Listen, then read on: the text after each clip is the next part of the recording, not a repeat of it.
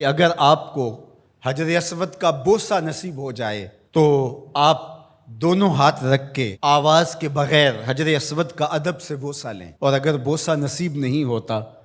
رش زیادہ ہے، تو حجر اسود پہ ہاتھ رکھ کے ان ہاتھوں کو چوم لیں، اور اگر یہ بھی ممکن نہیں ہے تو حجر اسود پہ چھڑی لگا کے اس چھڑی کے سرے کو چوم لیں، اور اگر یہ بھی ممکن نہیں، رش زیادہ ہے، تو دور سے ہی اپنی تلیاں سیدھی کریں حجر اسود کی جانب، اور جب رخ سیدھا ہو جائے، ایک وہمی گمانی تصوراتی نسبت پیدا ہوئی، اب حجر اسود کو آپ کی تلیوں نے چھوا نہیں بلکہ اس کا رخ حجر اسود کی طرف ہوا، ان تلیوں میں اتنی برکت آ گئی، اب ان تلیوں کو چوم لیں،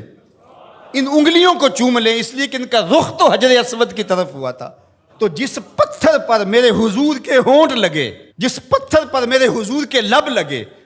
اس پتھر کو چومنا بھی عبادت قرار پایا، اور پھر اگر تمہیں چومنے کا موقع نہیں ملتا، ہاتھ لگا کے ان ہاتھوں کو چوم لو۔ اچھا ہاتھ بھی نہیں لگ پائے، چھڑی کو چوم لو، چھڑی بھی نہیں لگ پائی، دور سے اشارہ کر کے اس کی سیدھ میں، اور پھر ان ہاتھوں کو چوم لو کہ جس پتھر پر حضور کے لب لگے ہیں اس پتھر کی طرف ہمارے ہاتھ سیدھے ہوئے ہیں، اب ان ہاتھوں کو بھی چوما جائے گا۔ پھر جس گلے کو رسول اللہ نے چوما، کیسے ہمت پڑی کہ اس گلے کو کاٹ دیا جائے؟ نہیں، وہ فقط گردن حسین نہیں تھی، نہیں، وہ فقط گردن حسین نہیں تھی، رسول کے بوسے کاٹے ہیں تیرے خنجر نے، تم نے رسول کی بوسہ گاہ کاٹی ہے۔ مسح النبی جبینہ فلہ بریق فی الخدود ابواہ من اولیاء قریش وجدہ خیر الجدود۔ کہا کہ یہ پیشانی وہ ہے جس پیشانی کو رسول نے چوما ہے، اس گلے کو تو حضور نے چوما ہے، ان ہونٹوں کو تو حضور نے چوما ہے، اس زبان کو تو حضور نے چوما ہے۔ اللہ اکبر، یہ پورا بدن حضور کے کندھوں پہ کھیلتا رہا۔ ناز و نعم میں پلا ہوا حسین، آغوش پیمبر کا پالا ہوا حسین، فاطمہ کی گود میں کھیلنے والا حسین۔ اللہ اکبر، آج آپ ریاض الجنہ میں جاتے ہیں تو پہلے ایپ ڈاؤن لوڈ کرنا پڑتی ہے، اور پھر وقت لینا پڑتا ہے، پھر لائن میں لگ کے آپ کو ریاض الجنہ میں آدھا گھنٹہ ٹھہرنے کا موقع ملتا ہے، لیکن حسین کے گھر کا دروازہ ریاض الجنہ میں کھلتا تھا۔ جو کھیلنے کے لیے نکلیں تو سامنے مسجد نبوی کا صحن ہے، کبھی پیغمبر کی گود ہے، کبھی زہرا سلام اللہ علیہا کی گود ہے، کبھی مولا کائنات کی گود ہے۔ یہ حسین ابن علی ہیں،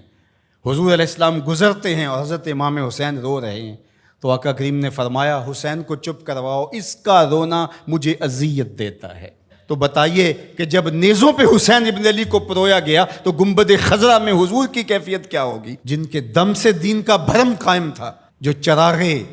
اہل وفا ہیں، جو رسول اللہ صلی اللہ علیہ وآلہ وسلم کی شبیہ تھے، جو عکس جمال مصطفیٰ ہیں، جن کو دیکھ کے محمد عربی یاد آتے ہیں، جو حضور کی گود کے پالے ہوئے آغوش پیمبر کے پروردہ ہیں، جنہیں حضور اپنا لعاب عطا کرتے ہیں۔ آج اسی حسین کو،